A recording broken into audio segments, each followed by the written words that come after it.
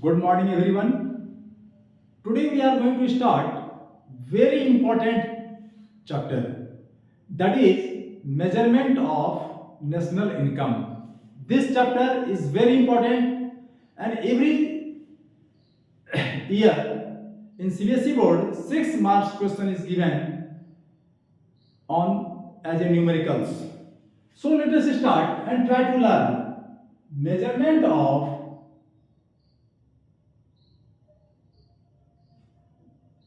measurement of national income.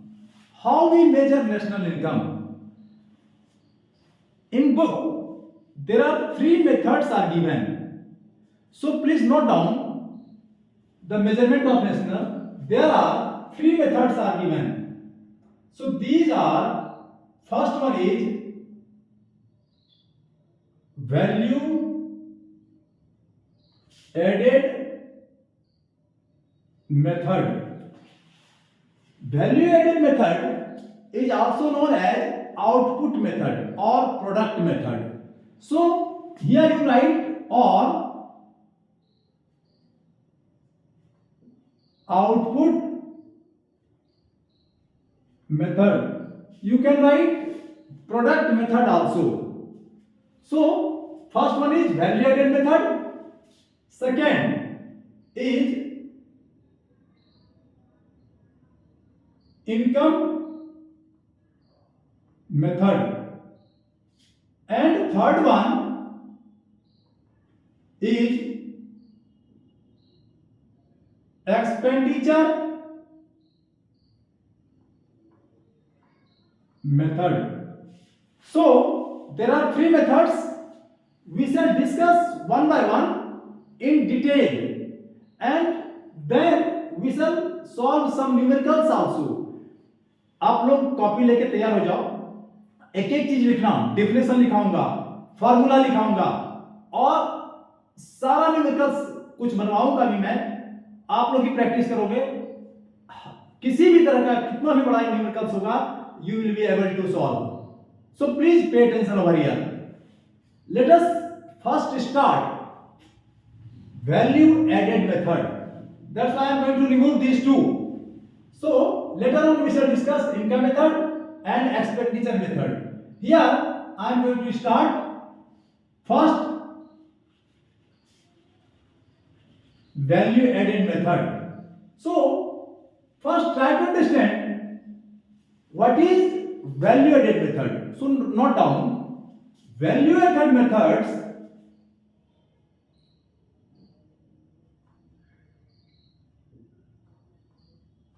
added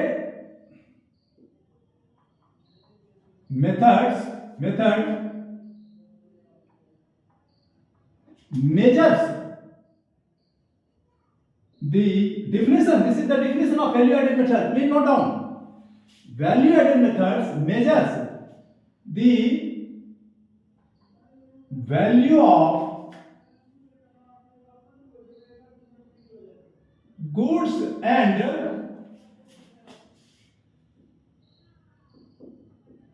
services produced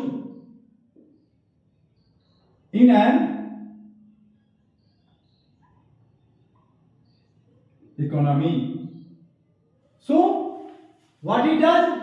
Value added method measures the value of goods and services in an economy. More write down this enables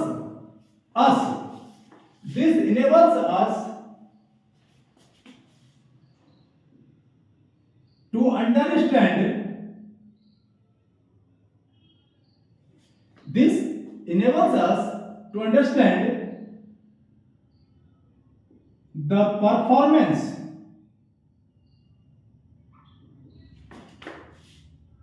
of the economy. What it does?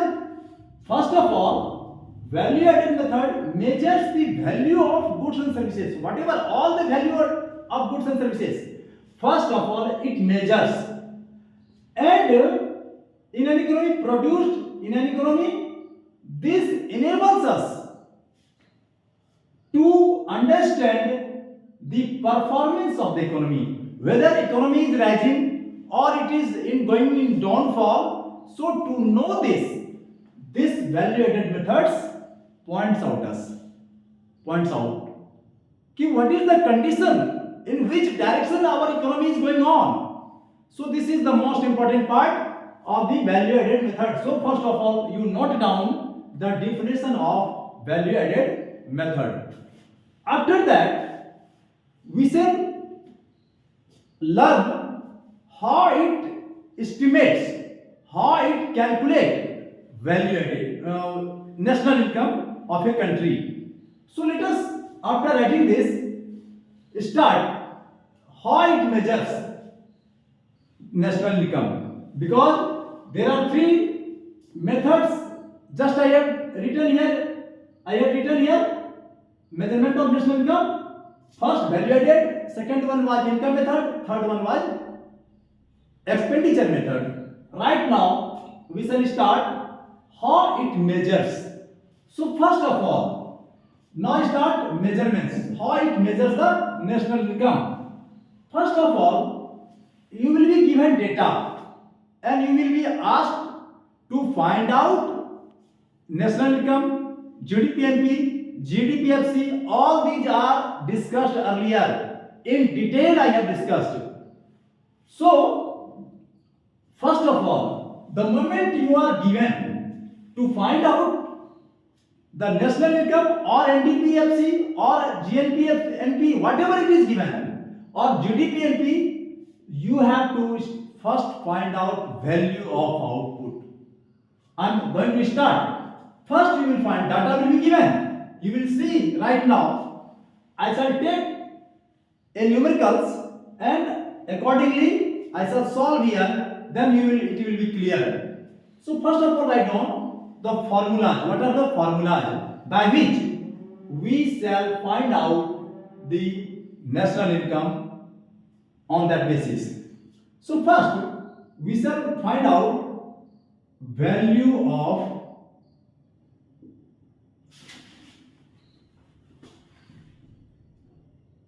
output. What we shall find out first?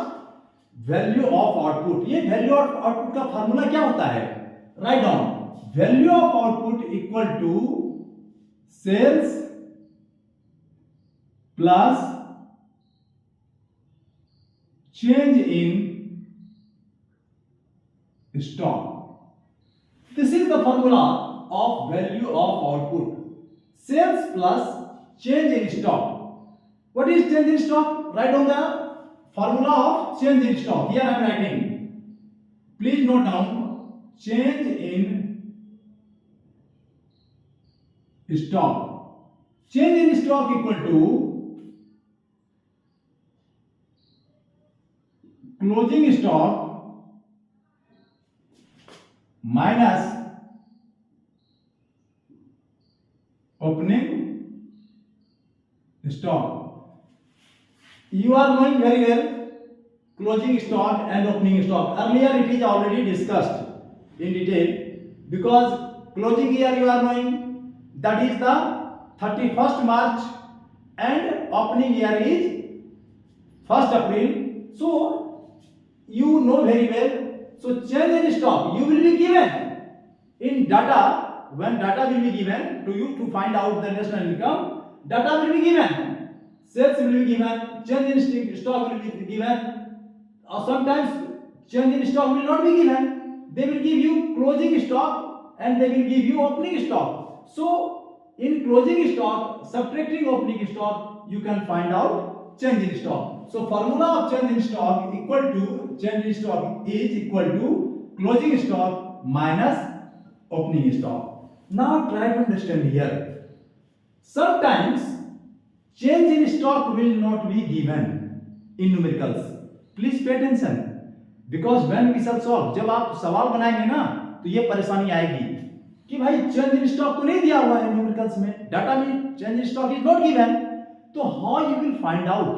Sometimes they will give you in data increase in stock. What they will give you? Increase in stock or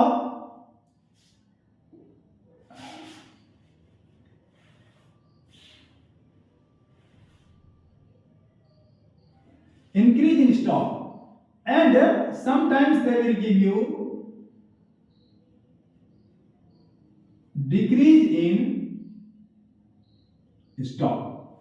If change in stock will not be given, sometimes, most of the time they will give you change in stock, or sometimes they will give you closing stock, they will give their in numericals data and opening stock.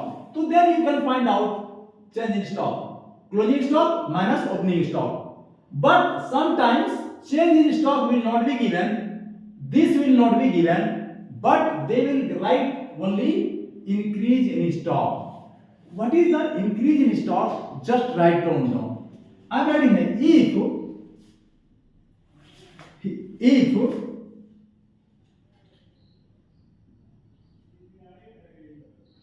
closing stock is greater than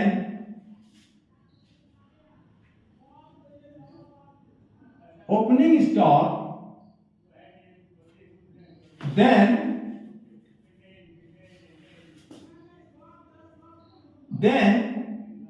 it is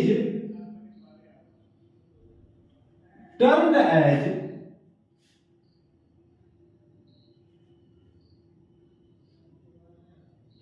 increase in stock. आप समझ गए हो कि वह closing stock ये ज्यादा रहेगा, मान लो ये 500 है और ये मेरा 300 है, तो चेंज इन स्टॉक क्या हो जाएगा? तो ये जो 200 में डिफरेंस आ रहा है ये पॉजिटिव है, तो this is change in stock 200 हुआ. Sometimes they will not right change in stock, they will write increase in stock, तो इंक्रीज इन स्टॉक ही हुआ 200. तो वी शैल ऐड, जब न्यूमेरिकल बनाएंगे सेल्स प्लस अगर increase in stock is given तो ये 200 add करेंगे हम लोग. ध्यान देना आप लोग बारीकी से. I am going to discuss one by again. तो if increase in stock, in which condition there will be increase in stock? If closing stock is greater than opening stock, then it is termed as increase in stock. तो increase in stock आपका दिया हुआ रहेगा, increase in stock in data it will be given. तो वहां पर करना क्या है, आपको चेंज इन स्टॉक तो दिया नहीं है, वहां लिखा हुआ है इंक्रीज इन स्टॉक, तो आप सेल्स के साथ जोड़ देंगे तो you will get value of output. Clear हो गया ये? अब देखो डिक्रीज इन स्टॉक क्या होता है, मैं यहां लिख रहा हूं इसको. Decrease in stock if closing stock is less than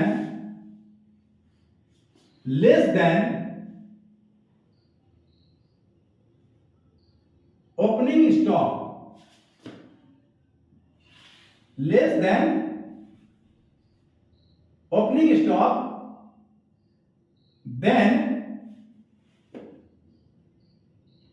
it is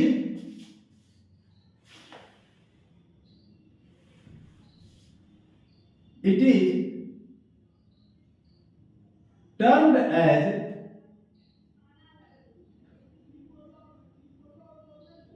decrease in stock. देखो इंपॉर्टेंट चीज जो होता है उसको कैपिटल से भी लिख सकते हैं, that's why I have written in capital form. ये गलत नहीं है, यहां मैंने इन्वेस्ट इंक्रीज किया है, सेंटेंस के बीच में आया तो ऐसा नहीं समझना कि सर ने गलत कर दिया.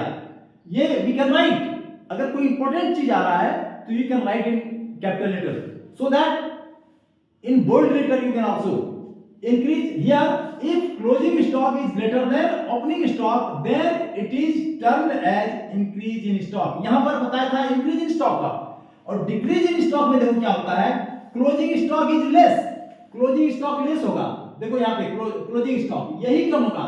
मान लो ये है मेरा 200 और ये दिस इज आवर 500, तो क्या होगा, दैट विल बी -300। तो वहां पर -300 विल नॉट बी गिवन। ध्यान देना इस चीज को, मैं यहां लिख रहा हूं थोड़ा सा बारीकी को समझो, try to understand it is very minutely, try to understand. If decrease in stock समझ लिया कि क्लोजिंग स्टॉक कम होगा as compare to opening stock.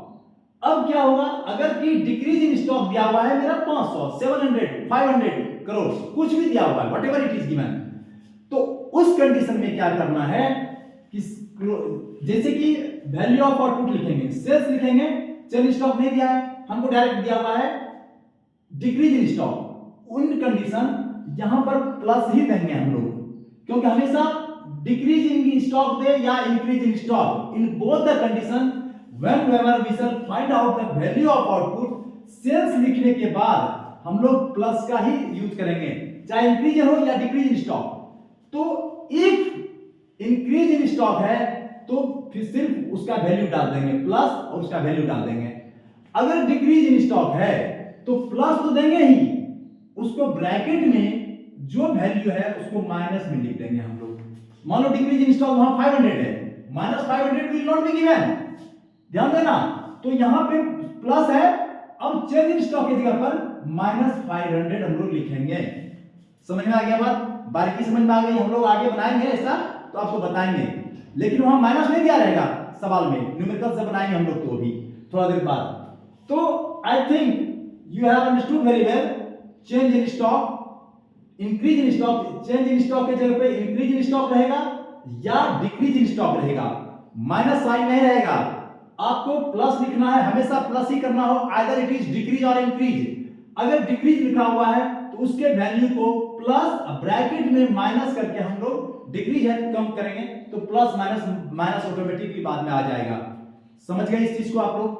यहां तक हमें लगता है कोई दिक्कत नहीं हुई होगी आपको समझने में, यहां तक मैंने क्लियर कर दिया। अब इसका फार्मूला और कुछ नहीं है, अब इस पर हम आते हैं जीवीए पे। Value added method gives us GVA. ये जीवीए होता क्या है, मैं इसको मिटा रहा हूं, आप लोग लिख लिए होंगे इसको अच्छी तरह से, मैं अभी है जगह में यूज करता हूं। तो ये value added method gives us GVA. GVA MP कहो, GVA only value added, value added means GVA. तो ये जीवीए है क्या, तो जान लो अभी। आप बहुत इंपॉर्टेंट चीज बता रहा हूं कि वैल्यू एडेड मेथड और आउटपुट मेथड गिव्स अस, ब्रैकेट में लिख रहा हूं, जीवीए, 3 डॉट्स दो ऐसे करके, this 3 dot in economics it is called, this symbol है आइडेंटिकल का, ध्यान देना, दिस इज आइडेंटिकल। और आइडेंटिकल हम लोग मैथमेटिक्स में जब बनाते हैं, बताते हैं बच्चों को, कभी कभी मान लो कि पाइथागोरस थ्योरम हमको प्रूफ करना है, you are knowing very well कि h² = p² + b, h² = p² + b²। तो if you are going to solve या इसको हम लोग प्रूफ करते हैं, तो हम लोग वहां पर सिमिलरिटी का यूज करते हैं। सिमिलरिटी, दो आइडेंटिकल ट्रायंगल्स होते हैं, आइडेंटिकल जिसके कि corresponding sides are proportionally equal होते हैं वो लोग, तो उसमें से उसका जो सिंबल होता है हम लोग सिमिलरिटी का ऐसा होता है, कंग्रुएंस के ऊपर जो डालते हैं, नीचे वाला भाग नहीं, दो इक्वल जो रहता है, तो सिमिलरिटी का ये है। तो इसका सहारा लेते हुए हम लोग प्रूफ करते हैं, बच्चों को कभी कभी बताते हैं मैथमेटिक्स में, बहुत चीज सीखोगे आप लोग। तो यहां पर जीवीए आइडेंटिकल होता है जीडीपी एमपी, ध्यान देना, ये जीडीपी एमपी, इसको समझो। ये कहने का मतलब ये है कि वैल्यू एडेड मेथड हमें जीडीपी एमपी देता है। हमेशा ध्यान दो, दिमाग में रख लो इसको कि value added methods gives us GDP MP, याद कर लो इसको। Income method gives us NDP FC देता है, वो मैं बाद में डिस्कस करूंगा जब इनकम मेथड आऊंगा। और expenditure method gives us GDP MP. ये दोनों तीनों कंसेप्ट आपको रखना होगा, तभी सवाल बनेगी। और एक एक चीज क्लियर करने जा रहा हूं मैं, इसको अच्छी तरह से समझो। और कोई बड़ा से बड़ा न्यूमेरिकल क्यों नहीं हो, आप सेकंड में बना दोगे, मैं बता देता हूं।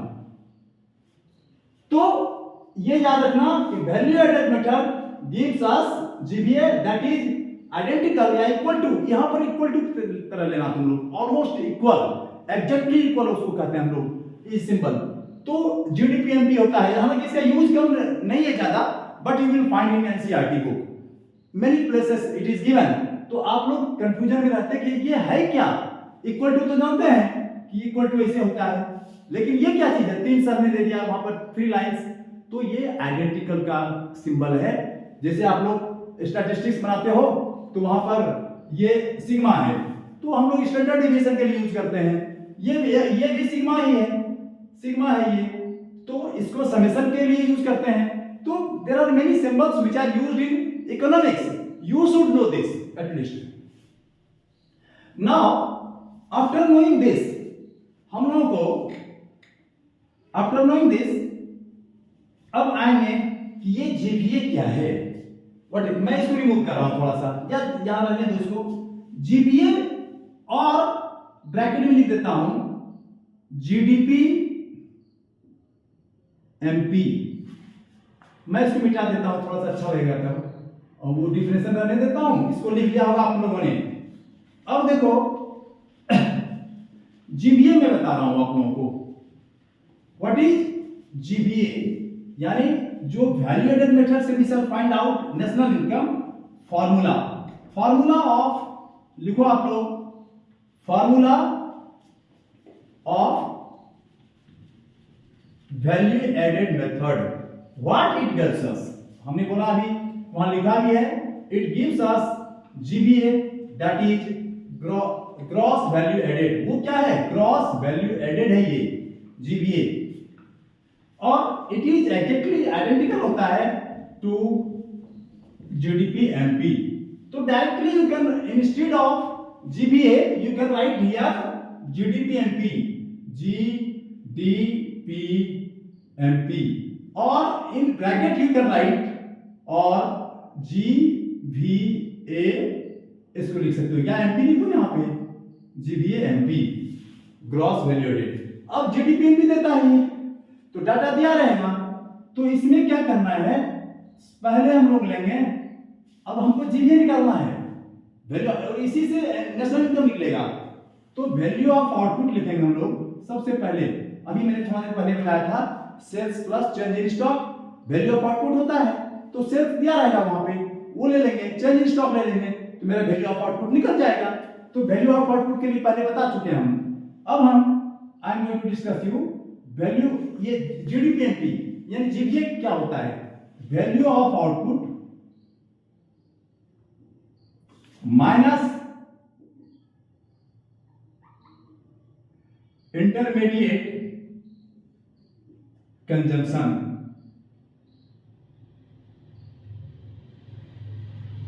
ये इंटरमीडिएट कंजम्पशन है, value of output minus intermediate consumption. ध्यान देना इसको, यहां पता दिख रहा है ना आपको, लास्ट तक दिखता होगा, या मैं इधर लिख देता हूं थोड़ा सा इधर करके, क्योंकि हो सकता है फर्क दिखता नहीं हो वहां पे, मैं थोड़ा सा इधर करके राइट कर रहा हूं, यहां लास्ट में ना वो छुप जाता है कैमरे से, तो मैं थोड़ा इधर कर देता हूं इसको, ध्यान देना, जीडीपी एमपी और जीवीए एमपी, ये फार्मूला है, लिख रहा हूं मैं यहां पे, FORMULAE, फार्मूला है ये जीडीपी निकालने का, equal to value of output minus intermediate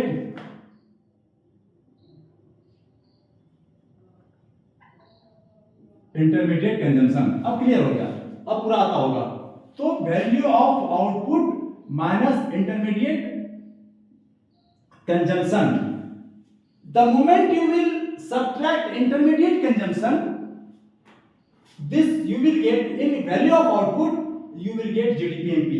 बस वैल्यू एडेड मेथड का यहीं तक कंसेप्ट है, इससे ज्यादा कुछ नहीं है सीखना आपको। एक फार्मूला और बता रहा हूं आपको, जो कि इसी पर आधारित है वो। उसके बाद आप लोग न्यूमेरिकल धड़ाधड़ बनाओगे, इसमें बहुत कुछ नहीं है। दूसरा जो एक और फॉर्मूला है जीडीपी एमपी का, वो ये है, लिख लो आप लोग, जीडीपी एमपी और GVA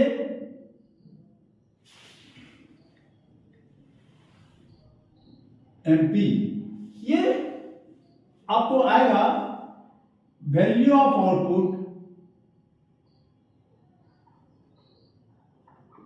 value of output of primary sector minus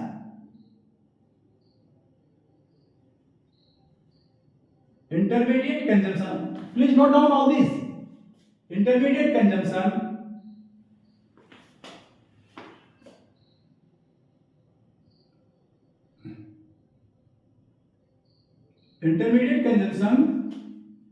of primary sector plus value of output of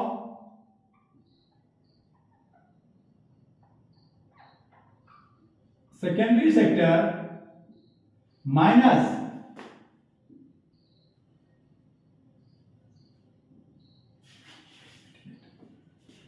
intermediate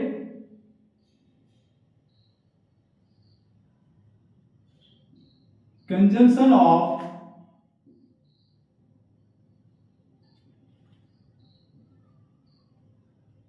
secondary sector plus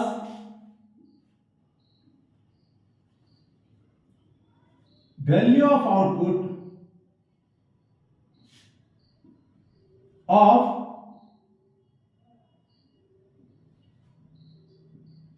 tertiary sector minus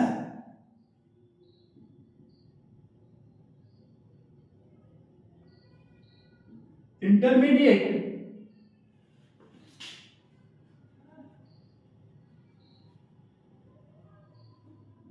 consumption of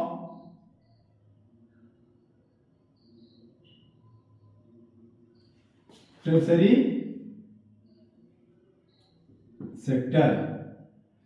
ये formula note down, value of output of primary sector minus intermediate consumption of primary sector plus value of output of secondary sector minus intermediate consumption of secondary sector plus value of, इसको तो आप bracket में भी कर सकते हो, इसको आप जैसे कि value of primary sector minus intermediate consumption है, intermediate consumption of primary sector, यहां आप ऐसे कर सकते हो। फिर यहां पे ब्रैकेट डाल दो, value of output of secondary sector minus intermediate consumption of secondary sector, फिर यहां पे आप ब्रैकेट दे दो और यहां पर प्लस, फिर आ जाएगा value of output of tertiary sector minus intermediate consumption of tertiary sector.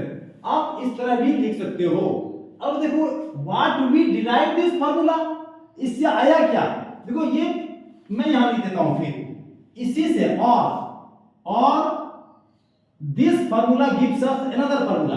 ध्यान देना फार्मूला सेम ही है, थोड़ा different, GDP MP, GDP MP, और हम बार बार कह रहे हैं it is also known as GVA MP equal to, देखो the moment value of output, इन वैल्यू ऑफ आउटपुट में जैसे ही हम इंटरमीडिएट कंजम्पशन करते हैं तो क्या देता है हमको, value of output minus intermediate consumption, GDP देता है, जीवीए देता है, यहां देखो आप GVA, value of output minus intermediate consumption, GVA देता है, तो जीवीए ऑफ प्राइमरी सेक्टर हो गया, यहां पे value of output of primary sector minus intermediate consumption of primary sector, तो जीवीए ऑफ प्राइमरी सेक्टर हो गया।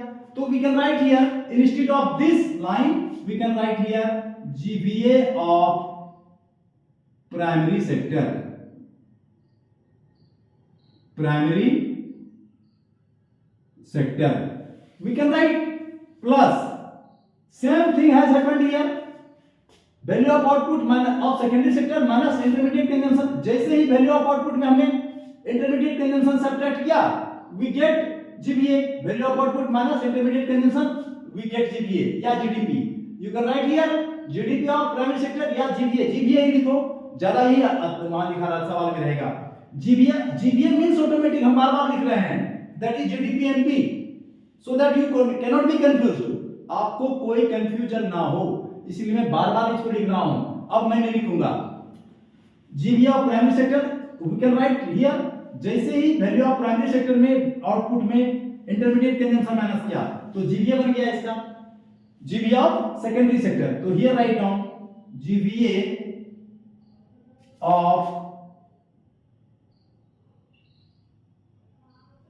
सेकेंडरी सेक्टर, ये जीबीए ऑफ सेकेंडरी सेक्टर हो गया, प्लस जीबीए, बिकॉज देखो यहां पे value of output of tertiary sector, ये वैल्यू ऑफ आउटपुट में हमने क्या किया है, इंटरमीडिएट कंजम्पशन घटाया है, केवल टर्सरी सेक्टर का घटा है, तो जीबीए ऑफ टर्सरी सेक्टर हो जाएगा, जीबीए ऑफ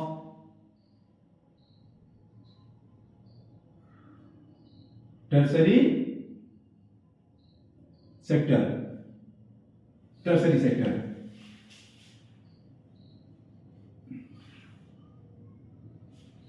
तो we get from this formula also, ये दोनों ही याद रखना पड़ेगा आपको, बिकॉज इन न्यूमेरिकल्स जब डाटा देगा सीबीएसई आपको या बुक में डाटा इज गिवन, तो उसमें आपको ये भी दिया रह सकता है कि value of output of primary sector, intermediate consumption of primary sector, या sometimes they can give you directly, इसको ना दे करके फिर आपको जीबीए ऑफ प्राइमरी सेक्टर, अगर ये दे दिया तो इसको जीबीए आप निकाल सकते हो, इसको जब जैसे ही घटाएंगे intermediate consumption of primary sector में तो जीबीए ऑफ प्राइमरी सेक्टर हो जाएगा, तो दोनों फार्मूला सेम है, केवल फॉर्म्स थोड़ा अलग है, जीबीए इससे जीबीए बना तो GBA of primary sector plus GBA of secondary sector plus GBA of tertiary sector, बस इससे अधिक सीखने की कोई जरूरत नहीं है, लेकिन आपको कुछ यहां पर प्रिकॉशंस हैं इसके, वो बहुत जरूरी है, और न्यूमेरिकल में बहुत ऐसे टेक्निकल चीज आएंगे जिसको समझना बहुत जरूरी है, दैट इज द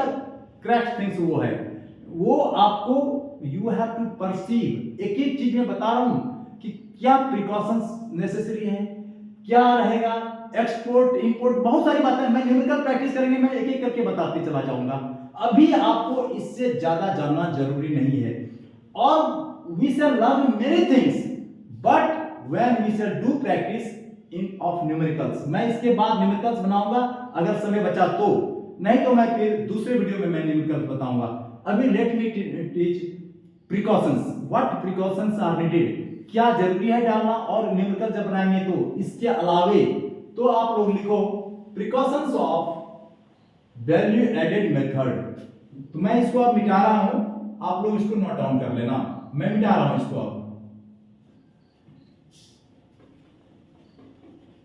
इससे ज्यादा कुछ नहीं है इस वैल्यू एडेड मेथड में, this is sufficient, but precautions और कुछ चीजें हैं, टेक्निकल चीजें, मैं वो न्यूमेरिकल से बता सकता हूं, यहां नहीं बता सकते हैं उसको, वो आएगा अपने, that will come, we shall come across with that problem, then I shall teach you.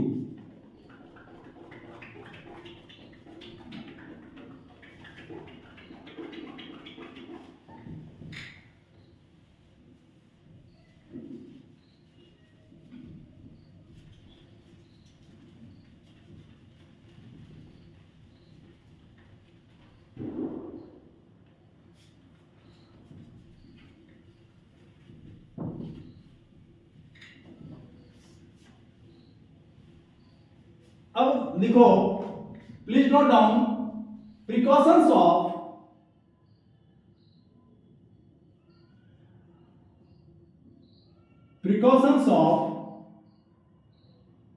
Value added method, मैं इस टर्म वैल्यू एडेड को, प्रिकॉशंस ऑफ वैल्यू एडेड, मैं इसको क्लियर करूंगा, अभी मैं एक न्यूमेरिकल से एग्जांपल देके क्लियर करूंगा, अभी आप लोग लिखते जाओ, मैं बताऊंगा कि ये वैल्यू एडेड होता कैसे, how firms add their values, how value is added, मैं अभी एग्जांपल के द्वारा बताऊंगा, पहले आप लोग सीखो ये सब चीज, एक एक चीज बताऊंगा धीरे धीरे सीक्वेंस से, हर चीज का सीक्वेंस होता है, Only try to learn this one. Precautions क्या है? What are the precautions you need to keep in memory? क्योंकि सवाल बना रहे हो, आपने अगर प्रिकॉशन नहीं लिया तो क्या होता है, अगर चल रहे रोड पे अगर प्रिकॉशन नहीं लेगा तो गिरेगा तुम वहां पे, आप गिरोगे ना, तो प्रिकॉशन तो जरूरी है। पत्थर आ जाएगा, प्रिकॉशन लिए नहीं और सीधे पत्थर पे साइकिल चला दोगे तो परिणाम क्या होगा, एक्सीडेंट करोगे। तो उसी तरह सवाल बना रहे हो, अगर if you are not taken precaution तो फिर that numericals will be wrong. तो प्रिकॉशंस भी जरूरी है। अब देखो 3-4 प्रिकॉशंस हैं इसमें। वो पहला क्या है, पहला ध्यान देना, पहला प्रिकॉशंस है इसमें कि सबसे पहले कि सेल्फ कंजम्पशन,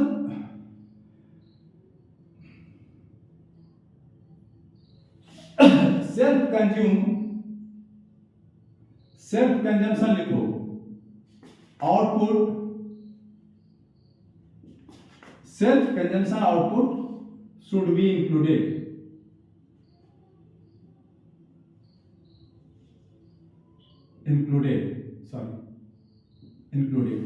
ये व्हाट इज सेल्फ कंजम्पशन। मान लो ये क्या है, self consumption output should be included. Self consumption, मान लो किसी फार्मर ने 10 क्विंटल्स आउटपुट किया, 10 quintals suppose, and he out of these 10 quintals he keeps for self consumption 2 quintals and rest 8 quintals is sold in the market, sold in the market। कितना बेचा इसने, 8 quintal बेचा।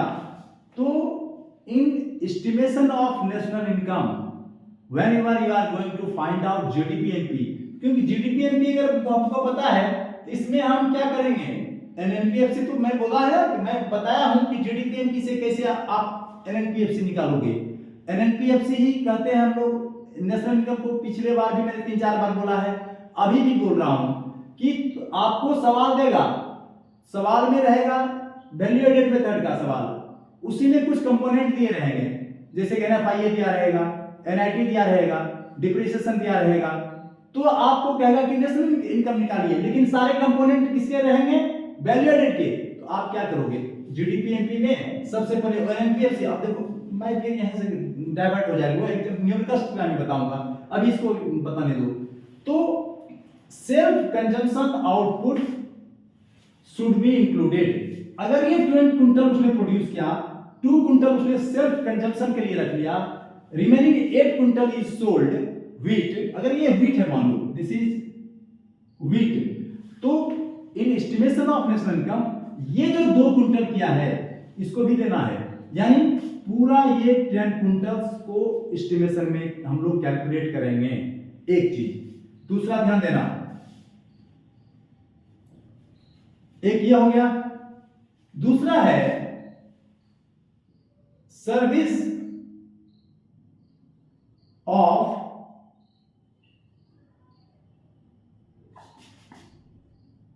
housewife will not be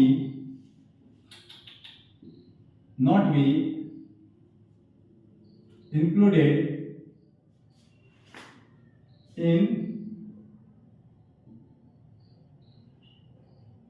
estimation of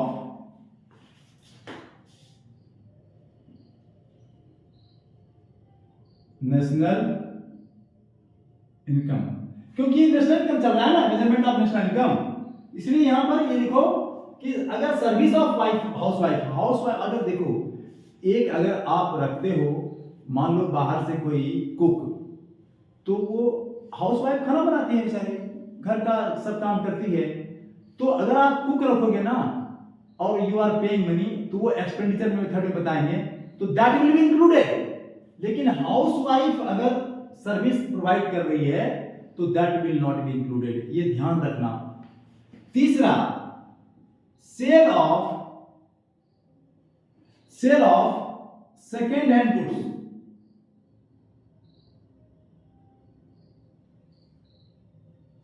goods is not included in estimation of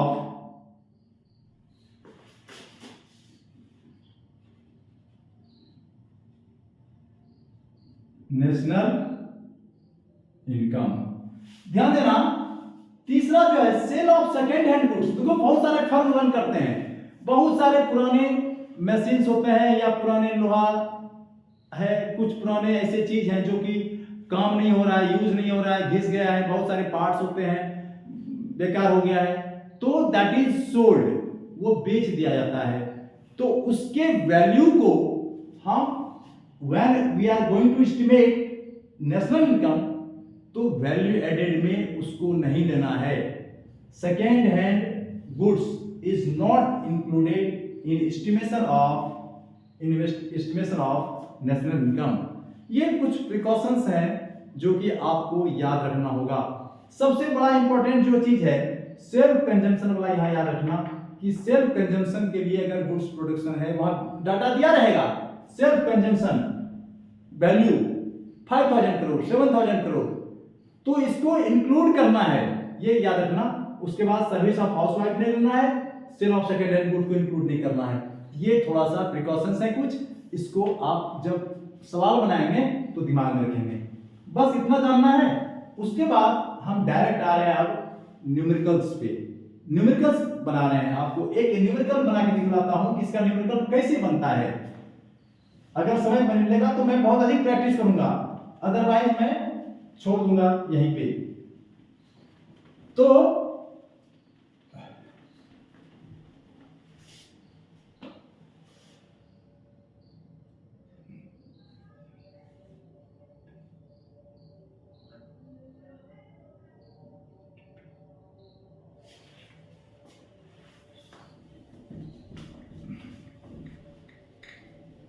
ये पूरा मिटाना पड़ेगा, सारा मिटाऊंगा मैं, क्योंकि सवाल बहुत बड़े बड़े होते हैं इसे।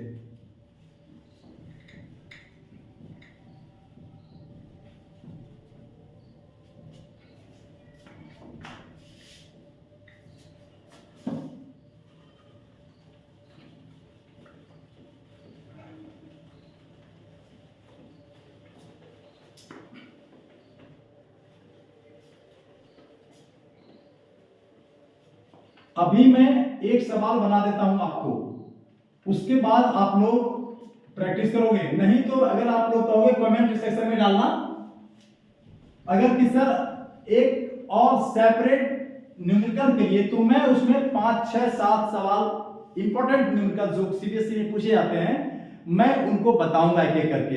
आप लोग अगर एक से सीख लोगे तो अच्छी बात है, नहीं तो बहुत सारे सवाल हमें एक स्पेशल, मैं इसका वैल्यू एडेड मेथड का केवल न्यूमेरिकल्स का एक वीडियो बना दूंगा आप लोगों के लिए।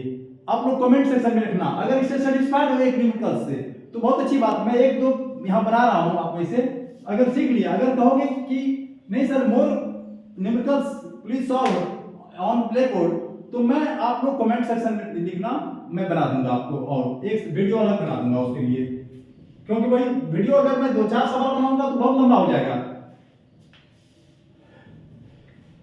नाउ ये न्यूमेरिकल्स जो होगा वो आपको थोड़ा सा इस तरह का टेबल मिलेगा आपको, ध्यान देना। दिस टाइप ऑफ टेबल बनाना है आपको और डाटा दिया रहेगा आपको। हियर ये part, this part you have to keep small, this part you have to keep large. Earlier I had discussed with you also. Here you will write down particulars. Particulars. Here you will write rupees, in bracket you will write CRORES, rupees crores. ये this is the form of numerical table. Numerical के table का form बता रहा हूं मैं। अब इसमें लिखो, डाटा लिखो, import of raw material by firm A. यहां कहता है, यहां मैं लिख रहा हूं calculate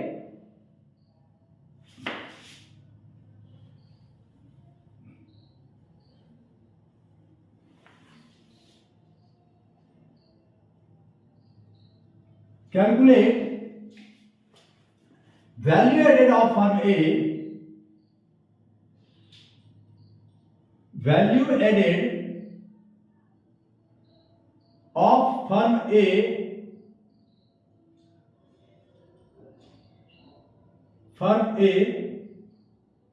from the given data. ये डाटा है from the given data. Calculate value added. अब देखो वैल्यू एडेड ही देगा वहां पर, तो आप you have to understand that it is GVA और जीडीपीएनपी। वहां देगा कि वैल्यू कितना जीडीपीएनपी फर्म ए का है, तो but they will give you calculate value added of firm A from the given data. ये गिवन टेबल या गिवन डाटा में आपको निकालना है। सबसे पहला जो टॉपिक है इंपोर्ट ऑफ रॉ मटेरियल्स। पहला लिखोगे आप लोग, लिखो इंपोर्ट ऑफ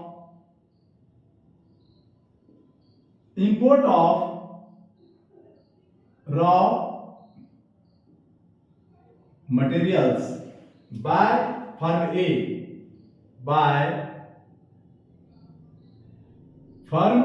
ए, ये इंपोर्ट ऑफ रॉ मटेरियल है फर्म ए का। कितना है, तो ये 300 करोड़ है, 300 crore.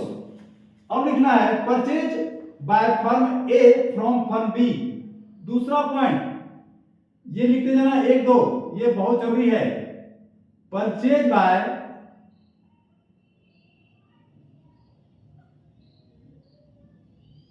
Firm A from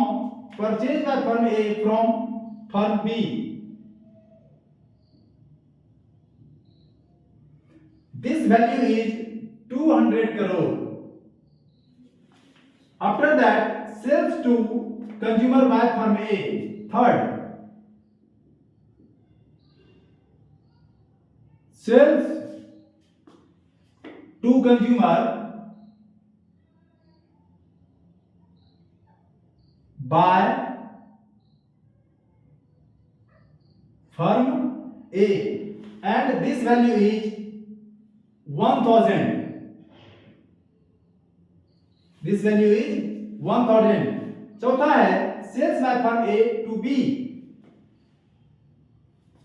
sales to consumer by firm A, ये हो गया सेल्स टू। फोर्थ लिखो sales by firm A to B.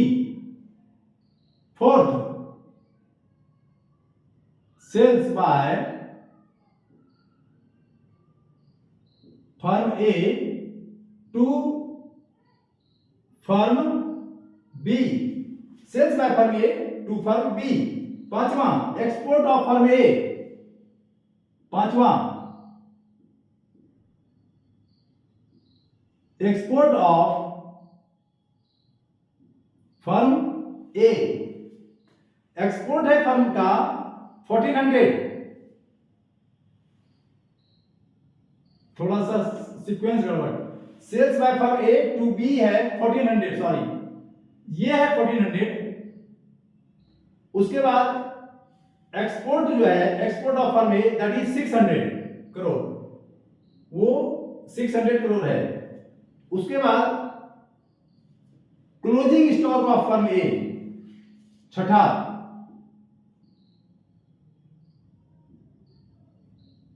Closing stock of firm A. Closing stock of firm A 300। And सातवां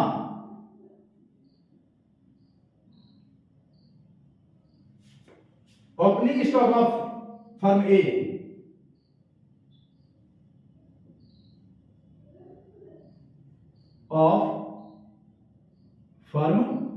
ए, ये वैल्यू इज 50। ये आपका numericals है। Import of raw material 300 firm A का है ये। Purchase by firm A from firm B 200 crore. Cell to the consumer by firm A 1000 crore. Sales by firm A to firm B 1400 crore. Export of firm A 600 crore. Closing stock of firm A 300 और opening stock of firm A 50 है। Now on this information, on this given data, we have to calculate, कह रहा है कि देखो calculate value added. तो value added by firm it means GVA. Value added by firm लिखो यहां पर, value added by firm, value added by firm A. अब देखो फर्म ए बताया मैंने कि व्हाट इट गिव्स जीवीए। ये अगर आप कैलकुलेट करोगे तो क्या मिलेगा, यू विल गेट जीवीए। तो हियर राइट जीवीए, और यू कैन राइट, इसको थोड़ा मैं इधर कर देता हूं अदरवाइज दिक्कत हो जाएगा, ये लंबा सवाल बनता है इसका फॉर्मूला। सो ये जीवीए निकालना है आपको, you have to find out what you have to find out, GVA निकालना है। जीवीए एमपी देता है, या इसको हम लोग, मैंने बताया था कि ये इसी को हम लोग जीडीपी एमपी भी कहते हैं। तो सबसे पहले जैसे ही आपको डाटा मिले, सबसे चाहे कभी कभी दो फर्म का दिया हुआ रहेगा डाटा, यहां तो केवल एक फर्म का दिया हुआ है, ओनली फर्म ए का। Sometimes you will give 2 firms 3 firms also. तो जिसका निकालना हो पहले फर्म ए का निकालना है, तो फर्म यहां तो कोई दूसरा है नहीं, तो केवल एक फर्म है। तो वैल्यू ऑफ आउटपुट निकालो, सबसे पहले वैल्यू ऑफ आउटपुट निकालो, तब जीवीए निकालना। तो हम लोग लिखेंगे यहां पे वैल्यू ऑफ आउटपुट। तो वैल्यू ऑफ आउटपुट का फॉर्मूला हमने जस्ट बताया है, sales plus change in stock. तो इक्वल टू सेल्स कितना है, देखो ध्यान देना, जितने आइटम सब लेंगे, इंपोर्ट ऑफ रॉ मटेरियल ये कंजम्पशन में चला जाएगा। इंपोर्ट अगर किया यानी परचेज किया है फर्म ने, ये इंटरमीडिएट कॉस्ट है, मैं बताऊंगा इंटरमीडिएट कॉस्ट क्या होता है। या इससे पहले मैं थोड़ा बता दूं कि वैल्यू एडेड होता है क्या, थोड़ा सा मुझे समझ दो, मैं वैल्यू एडेड को क्लियर करना चाहता हूं, तब वो मैं न्यूमेरिकल आपको बताऊंगा। सीख लो वैल्यू एडेड क्या है। मान लो concept of value added, concept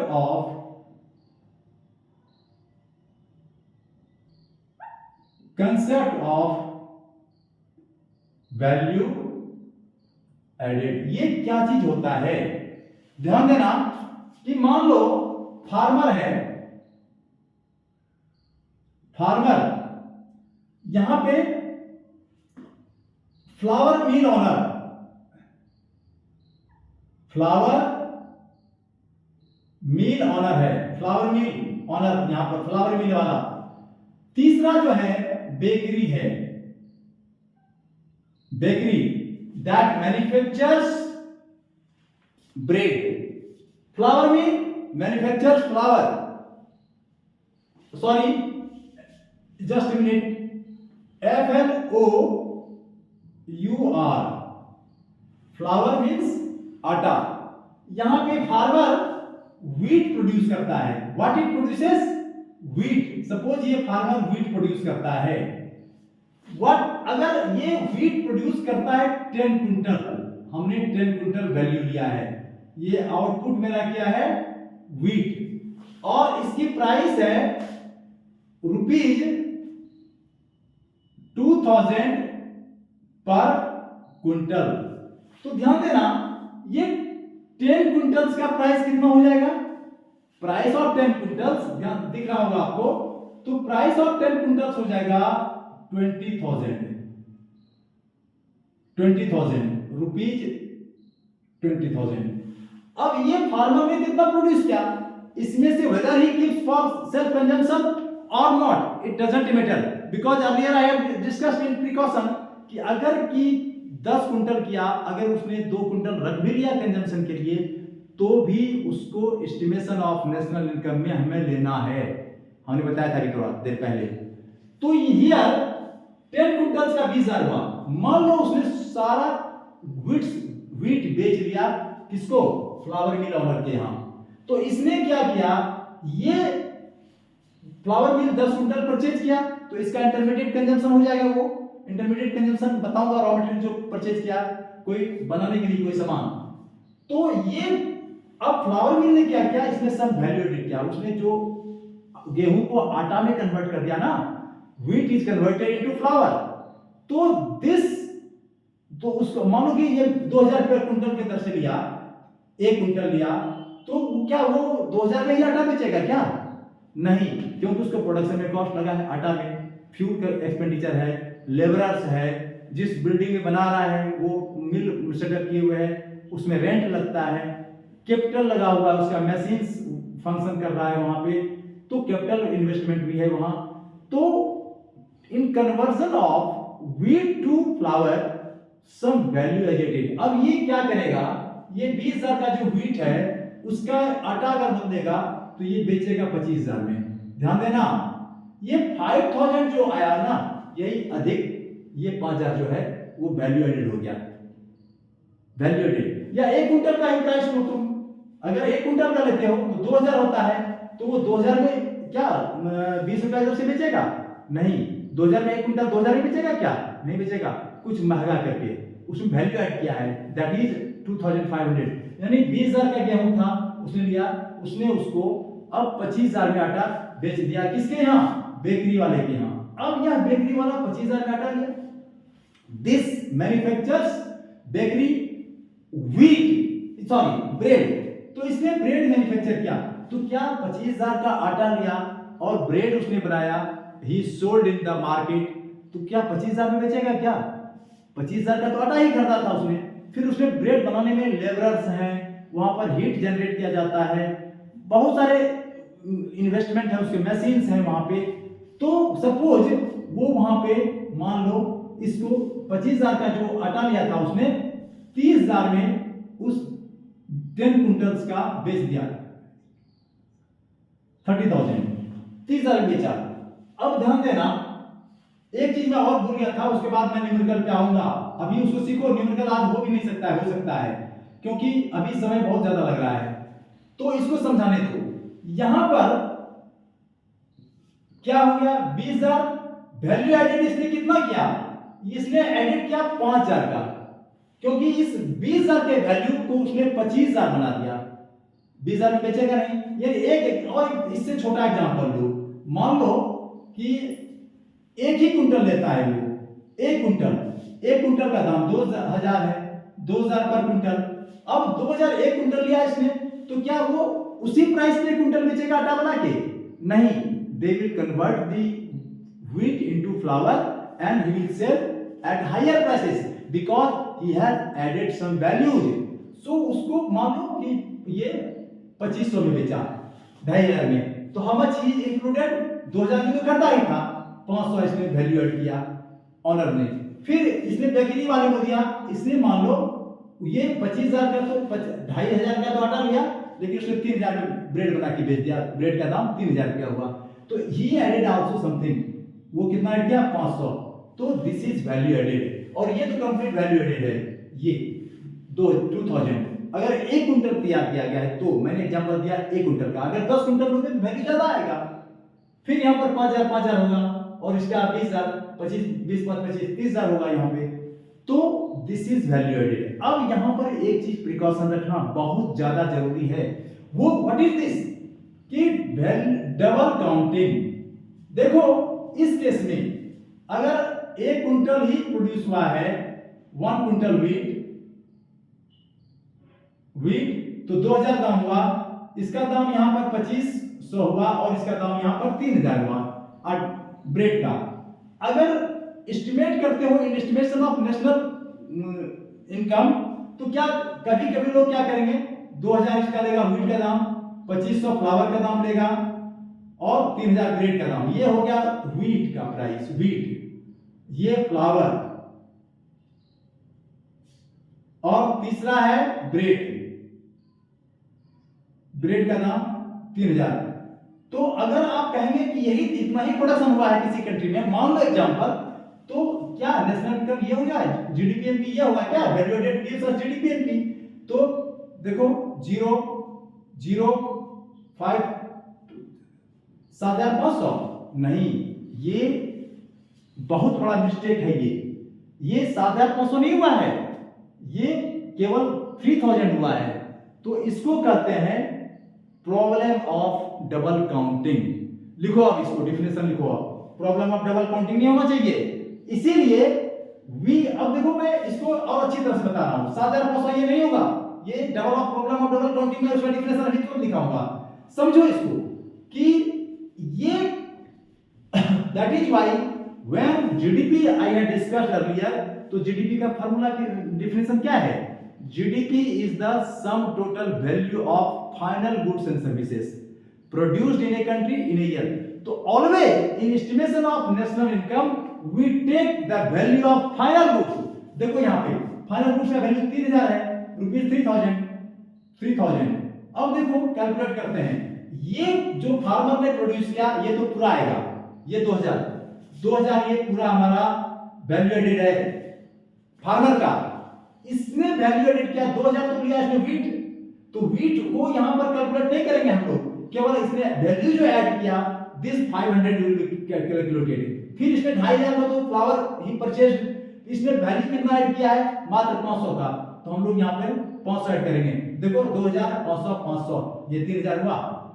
तो यहां पर देखो 3000 हमारा फाइनल गुड्स का प्राइस और इसका वैल्यू एडेड जो है ये वैल्यू एडेड है, कंप्लीट वैल्यू एडेड है by the farmer, value added by the flour mill 500, value added by the bakery owner 500, इसको जोड़ दो 2000 500 3000 हुआ, और फाइनल गुड्स का भी प्राइस देखो 3000 है। तो always we calculate in estimation of national income we take the value of final goods. बार-बार कह रहे हैं नेशनल इनकम ही दिखाए हुए हैं हम कि national income is the sum total value of final goods and services produced in a country in a year and net factor income from abroad, मैंने डिफिनेशन में दिखाया है। तो आप लोग इसको समझ गया होगा कि वैल्यू एडेड क्या होता है। अब देखो ध्यान देना कि प्रॉब्लम ऑफ, लिखो डिफिनेशन, वैल्यू एडेड का कांसेप्ट आपको समझ गया हमने। Now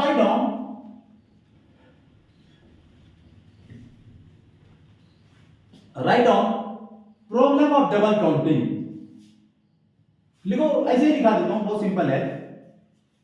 counting the value of a commodity more then one is called problem of double counting. जैसा कि अभी मैंने कहा कि व्हीट का प्राइस 2000 था, फार्मर ने जो प्रोड्यूस किया, फिर फ्लावर का था 2500, फ्लावर, और तीसरा जो मैंने बताया था ब्रेड, इसका प्राइस था 3000 एक क्विंटल का, और ये तो व्हीट है हमारा व्हीट। तो 2000, इसको अगर हम यहां कैलकुलेट अगर करते हैं 2000 ऐसे करके 2000 2500 और 3000 जो कि मेरा 7500 होता है, तो ये प्रॉब्लम है डबल काउंटिंग। व्हीट का दाम मैंने यहां लिया, यहां भी हम व्हीट का प्राइस ले रहे हैं, यहां भी व्हीट का प्राइस ले रहे हैं, तो this is the problem of double counting. Counting of the value of a commodity more than once is called problem of double counting. तो डबल काउंटिंग नहीं करना है, only we have to take final goods. Now let me check whether can we solve the numerical. Just a minute.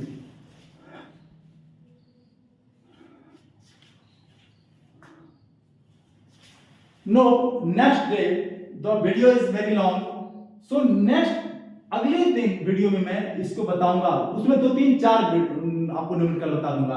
आज बहुत लंबा समय हो गया, आपने बहुत चीज सीखा, मैं इमीडिएट फिर दूसरा वीडियो डालूंगा, उसमें आप लोगों को सारा चीज क्लियर कर दूंगा। प्लीज आप लोग इसको शेयर करिए, सब्सक्राइब करिए और लाइक बटन दबा दीजिए, और इसको ज्यादा से ज्यादा अपने दोस्तों के बीच करिए। Thank you.